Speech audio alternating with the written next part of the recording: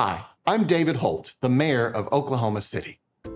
On April 19, 1995, a citizen of our country parked a truck with a massive bomb inside of it next to the office building in downtown Oklahoma City, where hundreds of people worked for the government. The country where we live, the United States of America, has a democracy. This means there are processes in place that allow us to work through our differences by talking and voting. Together, we can choose what we want our government to do. In America, there is no reason to use violence. But this person and the conspirators who worked with him were angry with the government and did not want to work within the systems we have to resolve our differences without violence. They chose to kill innocent men, women, and children, our family, friends, and neighbors here in Oklahoma City. 168 people in our city were killed that day, and more than 600 were injured. This was a senseless act of terrorism. And no matter how angry you are, it is wrong, and it is inexcusable to kill innocent people. The people who did this horrible thing were caught and punished. And rather than intimidate us, the bombing caused us to unite together as a community. We took care of each other in that dark time and established what we call the Oklahoma Standard. When the bombing happened on April 19, 1995, I was a student like you. I was in high school here in Oklahoma City, where I was born and raised. Like all people who lived here and people around the country and around the world, I followed the news about the bombing closely. I was scared and sad.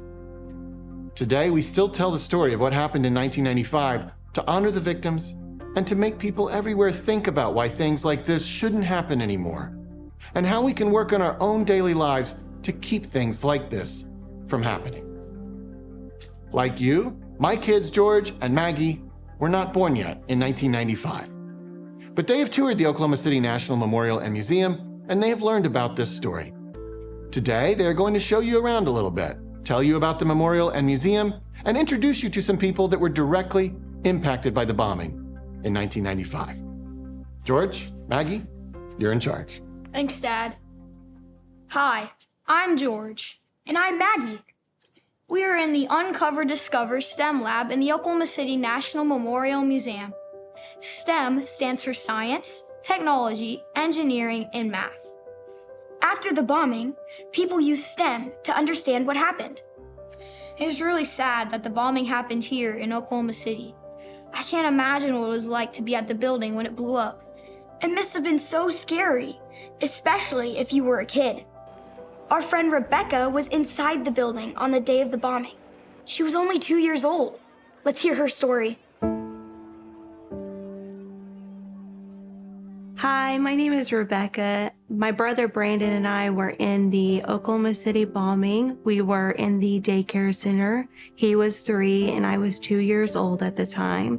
It was an extraordinary event that really changed our lives forever. My brother Brandon had a very severe head injury on the left side of his head. I had burns on the left side of my body, but I had a faster recovery than he did. He was in the hospital for a very long time. Brandon had to relearn how to walk, how to talk, and he was right-handed before the bombing, and then he was left-handed. So we really had to relearn everything, and we just had to come to terms with who we were now. And we did, I think, pretty well with it. I think the main lesson that I've learned is don't ever take anything for granted. Every day is a gift. So you really have to go with the flow, and you really have to wake up every day and really try and find things to be happy about. Some days are going to be just stressful and not fun, but most of the time there is at least one thing that you can find to smile about, to be happy about, and just to keep going every day and try your best every day. Brandon and I are doing amazing. I'm living being a mom, being a wife. That's pretty much what I'm doing right now. And Brandon is trying to figure out what he's going to do. He kind of switches up every now and again. So we'll just have to see, but we're doing really well. We will laugh together about the silliest things, but there was always this connection that him and I have because of this event, to where we know that really anything can happen. So anytime we leave each other, we always give each other hugs. We always make sure that we know where we stand. If there's anything that I would want younger generation to know, is that there is a huge phenomenon right now, a huge, thought that you have to do big grand gestures every day to get attention or to just go through life, but you really don't. It's all the little things that matter, and choosing to really be the best person you can be, and try and be nice, and try and do all the little things you can. It's being nice to somebody, telling somebody they look nice, picking up trash when you see it, just all of these things are still very important. And while big things are still important, but the little things are what makes us a community. And I think we forget that sometimes, that we still need to be a community together. Rebecca is so brave. Since the bombing, she grew up, graduated from college, got married, and now has a family. Her strength is inspiring. Rebecca is one of the survivors, but not everyone made it out of that building alive that day. The people that died were brothers and sisters, moms and dads. Now, let's meet Ivan, whose dad was killed in the bombing. Ivan will be talking to us from the Gallery of Honor, a very special place in the museum where we honor those who were killed. Their families got to choose items that represent their loved ones. This helps visitors get to know each person who was killed a little better. My father, Reverend Gilbert X. Martinez, was killed on April 19th, 1995 in the Oklahoma City bombing. My name is Ivan Martinez, and I was 10 days old when my father passed away. My father, like many other fathers, was a mentor, a leader, and a strong advocate here in Oklahoma City for leadership and education. My father was formerly a reverend. He was also a leader in the community. He was a teacher, and he was also in the military. So a leader in every aspect of the word. The reason my dad was in the building on April 19th, he was helping a friend from church obtain his Social Security. He was just at the wrong place at the wrong time. I didn't really understand my father passing away at first until about middle school and high school. I started feeling his absence during soccer games when fathers would come out, or during graduations, and during band ceremonies when it was Father or Parents' Day. Unfortunately, I had a vacancy there. Growing up, I did have an amazing stepdad and a lot of amazing father figures that told me often stories about my dad growing up. A lot of churches in the local area leaned in on our families and any families affected by the Oklahoma City bombing. I thank God for those friends. I thank God for the church. I thank God for the inner city community of Oklahoma City that really did lean on us and support us through tough times. My mother and our family originally chose to bring this piece to my dad's box here at the Oklahoma City Museum. This was my dad's favorite Bible passage here, Isaiah 40:31. My mother was the first one to mention this scripture, and the importance of it is that we want people to feel like when they read that passage, they can renew their strength through tough times.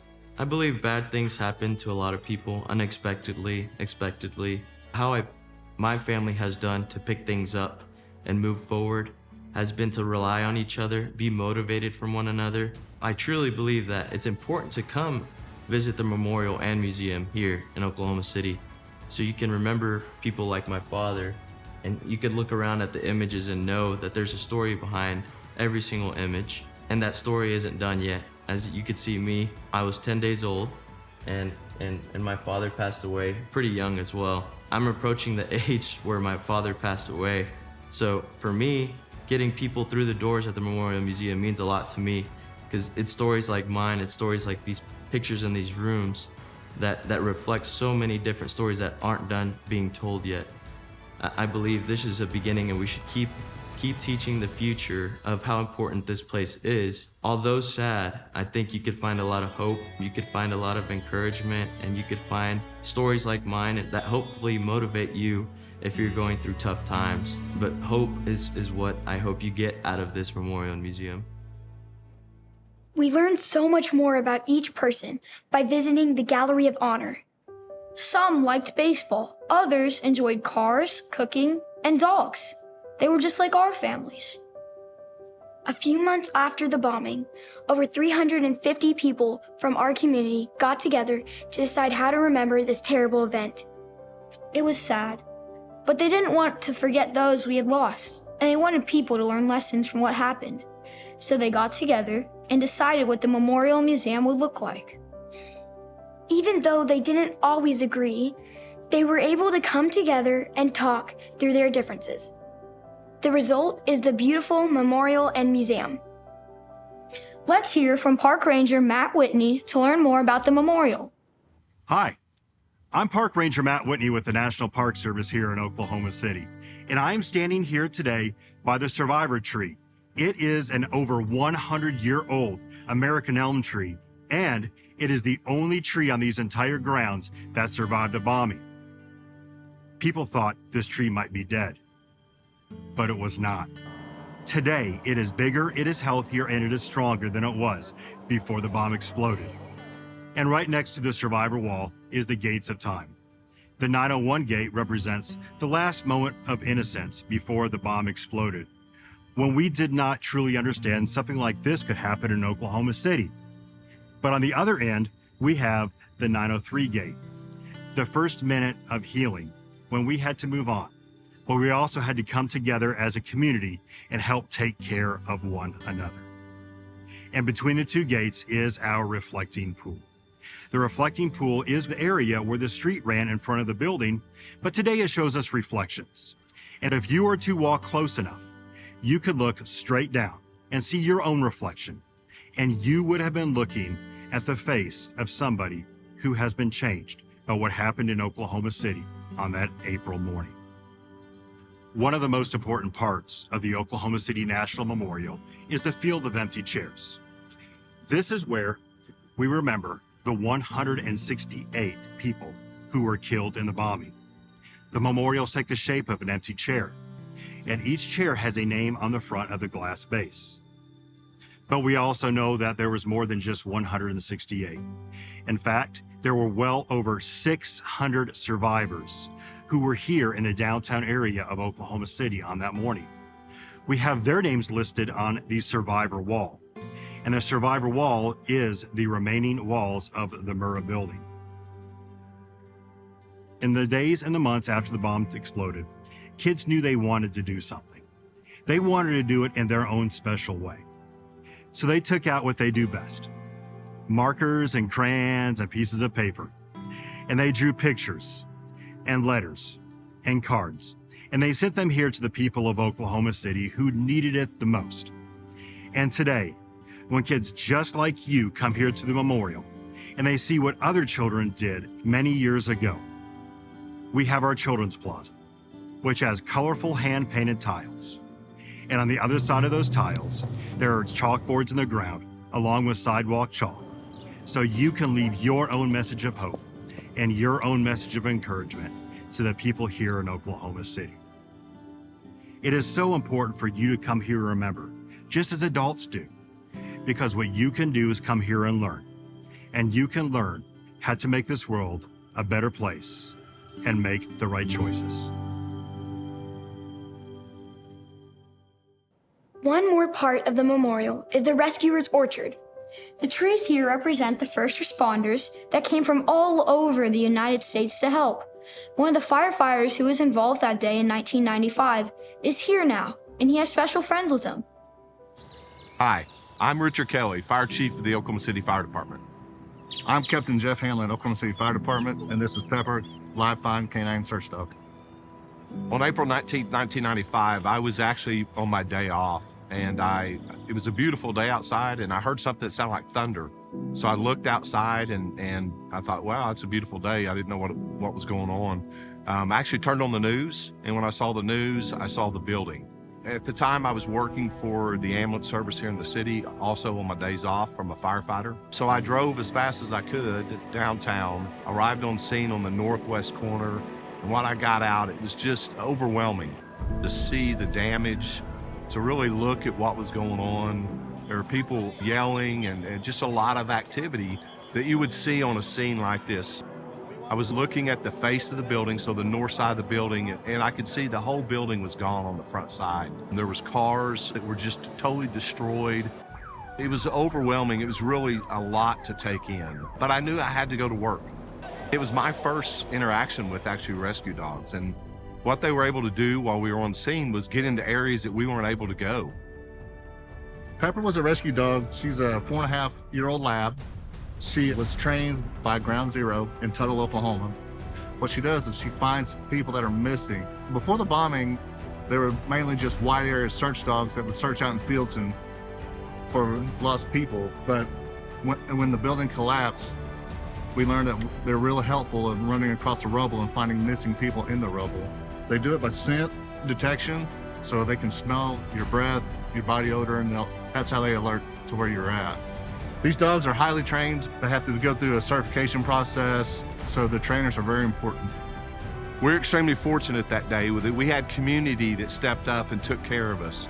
Everything that we needed that day, they provided. If we needed booties for the dogs, if we needed anything, they stepped up. We needed socks. They fed us. They took care of us. I could walk out from the Murrah bombing and they would feed us right there. They had pizza, everything you could think of. It's so important that we understand as Oklahomans, we have a standard to live up to. And I seen it that day. I was able to actually witness people step up. Everything that we needed, they prayed for us. They took care of us. They brought us things. So I'm calling you as no matter what age you are, that you can step up and take care of other people and do what we call the Oklahoma Standard and live up to that. We're asking you to step up and serve, rise up to honor, and be kind to those around you. I'll always remember what Chief Kelly said about the Oklahoma Standard. I'm going to step up to be kind and be nice to my classmates. I'm going to honor what I've learned here. This is a great place to learn about history, and I will encourage people to visit. Thanks for joining us to learn about the Oklahoma City bombing on April 19th, 1995, and what you can do to make this world a better place.